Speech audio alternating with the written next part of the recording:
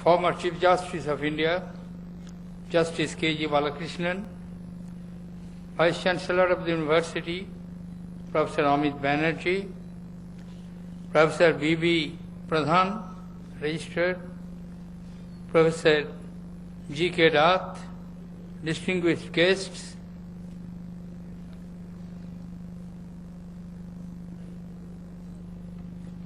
and distinguished recipients of the award, gold medalist, member of the faculties,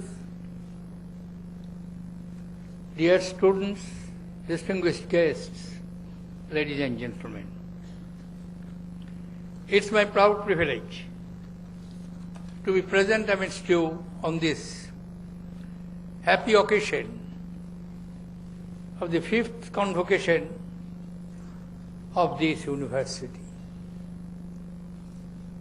Shiksha Anusandhan University started late. It is the 5th convocation. But within this short span of time, it has provided excellent education to its students and has already carved a niche in the annals of the universities of this country. I also take this opportunity to congratulate 3 eminent personalities, former Chief Ministers and Central Minister of Union, Dr. Veerappa Moily, former Chief Justice of India, Dr. K.G. Balakrishnan, and eminent educationists, Dr. Roth.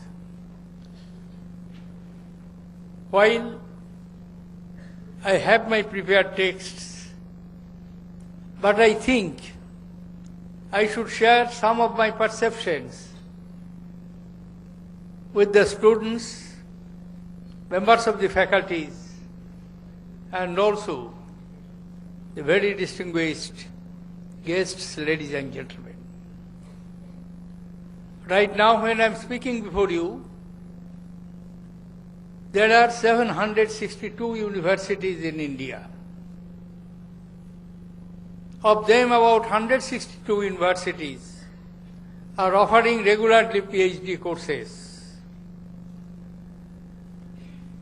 There are 37,000 colleges, degree colleges. Of these universities, a large number of them are technical. When I was elected to the office of the 13th President of the Republic, I was surprised to find that the job of the President would be whole time. If he wants to discharge his responsibility as the visitor of as many as 117 central universities and institutions. 47 central universities, 16 IITs, 30 NITs, scores of institutes of management, IISERs and ACS. But to my utter dismay, I found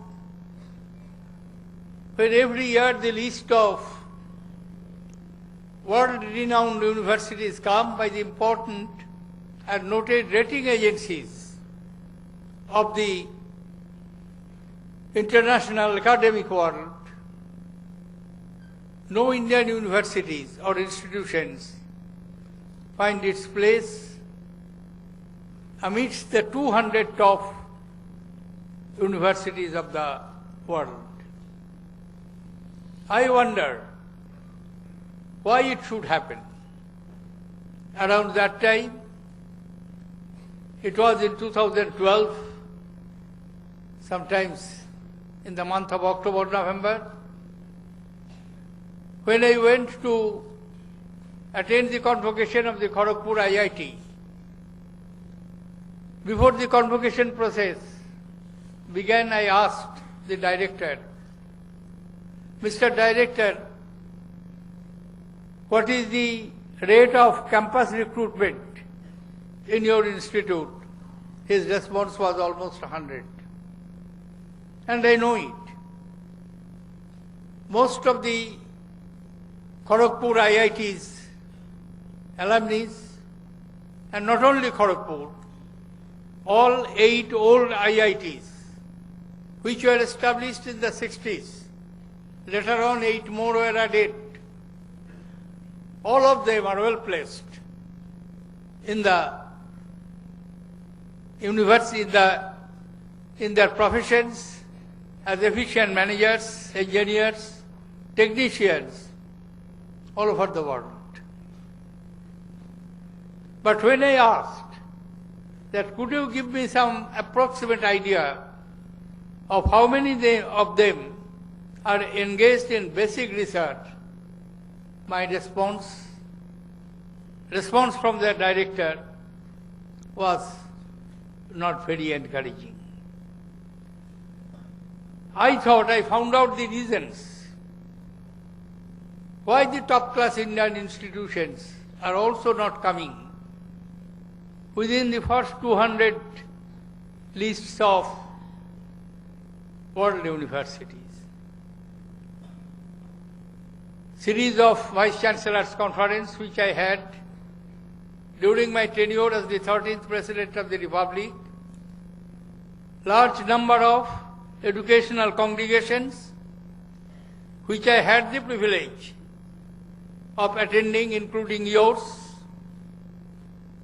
I shared this point almost like a parrot in every educational congregation. That how is it? Over almost 1600 years, Indian universities used to provide the guidance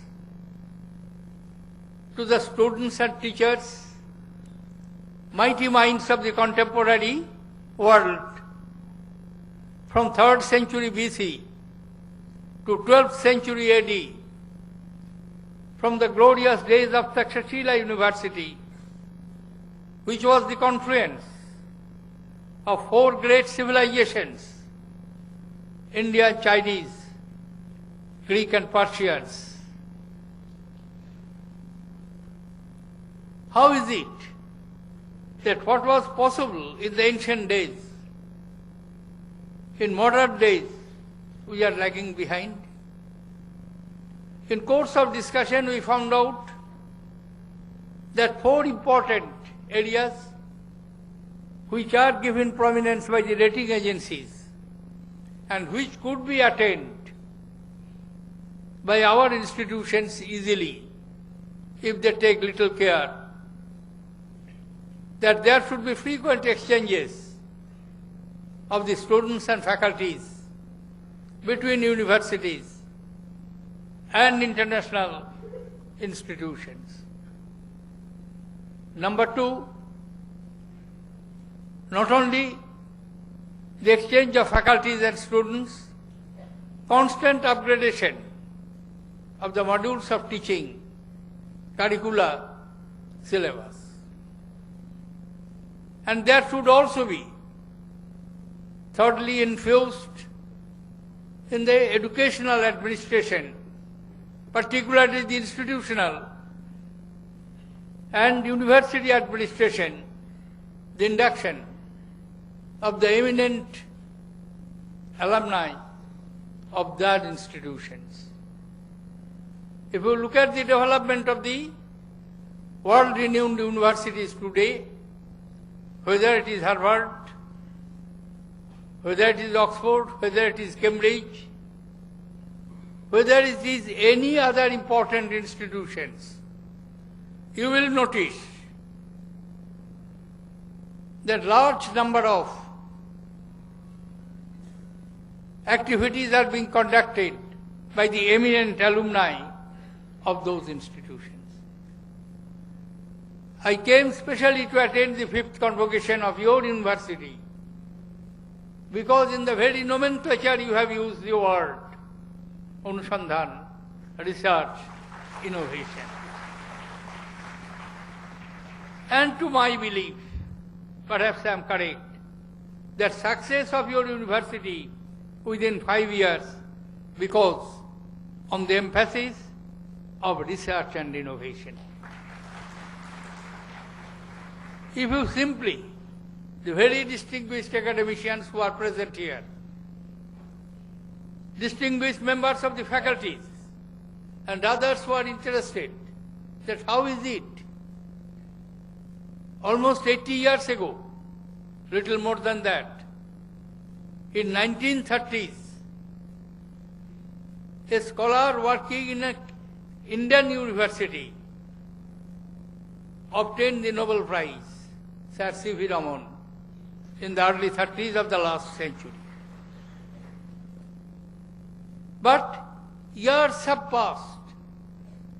No other scholar from any other Indian university working in the Indian university or institution has received the Nobel Prize. Is there lack of talents?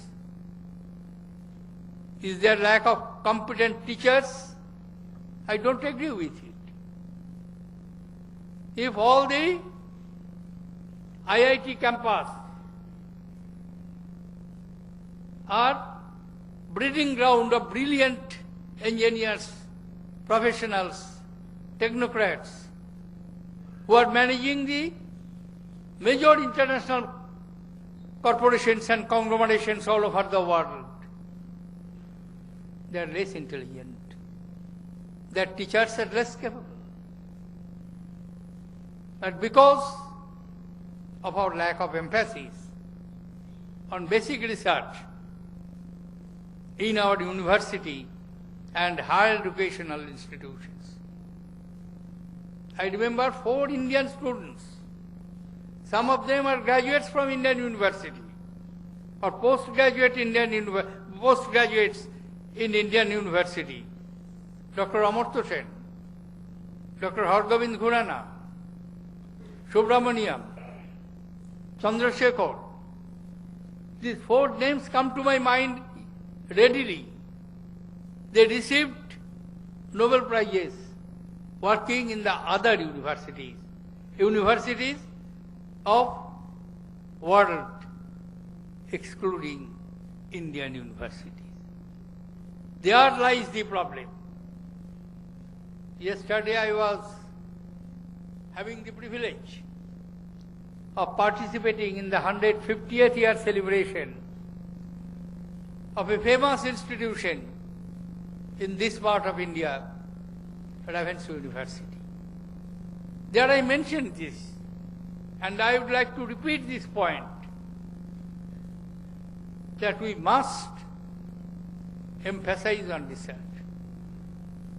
Without basic research, it would not be possible for us to have our coveted place in the Committee of the Nations. We have brilliant students, we have mighty minds, but for certain neglect to certain basic aspects of our system, we are not able to achieve the desirable place in the field of education. Therefore, the responsibility lies also in the administration, in the government, that much more resources should be allocated to the institutions for basic research. And students must be research-oriented, innovation-oriented. I used to have Innovation Festival every year in Rashtrapati Bhavan and was mesmerized by the talent which prevailed in the rural areas' young minds. They address the problems with which they are confronted in their daily lives. In that innovation fair, I found a young girl of about 16, 17 years old. She told me, I asked her that, what is your problem? What prompted you to engage yourself in innovation? She said, sir, my job was to give medicines in time to my grandfather, but normally I used to miss it, and I used to be rebuked by my mother when she used to come from her working place. So I thought that I must get rid of this problem, and with my innovation, I have worked out in my wristwatch an alarm which will always remind me, this is the time to give medicine, this is the time to give medicine, and that prompted me. What I am trying to achieve and speak to you, that innovation need not necessarily be in abstract ideas and subjects. Most of it comes from the daily problems which we find to resolve those daily problems. Therefore, what I feel, another lacuna which exists in our educational system, that we are not integrated, we are not interconnected with all these sections of the society which are relevant here. Technical institutions, universities must have correlation interaction with the local industries. In the formulation of the curriculum and the syllabus, we must involve the industries.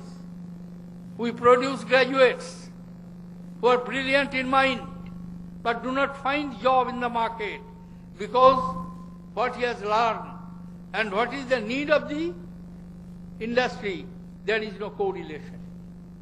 If we can solve this mismatch, it would be possible for us, I do feel, to resolve many of the problems which we are facing today. I would not like to lengthen my observations. Before I conclude, I would like to express my deep regret and beg the pardon, and I apologize to the chancellors and vice chancellors of the university for digressing my text, but I am leaving the copy of the text which could be treated as my convocation address. Young graduates, I wish you all the best in your future life. When you are leaving the portal of your alma mater, from tomorrow onwards you are to face the reality in real life. Don't get nervous. Don't feel second. Have confidence in yourselves.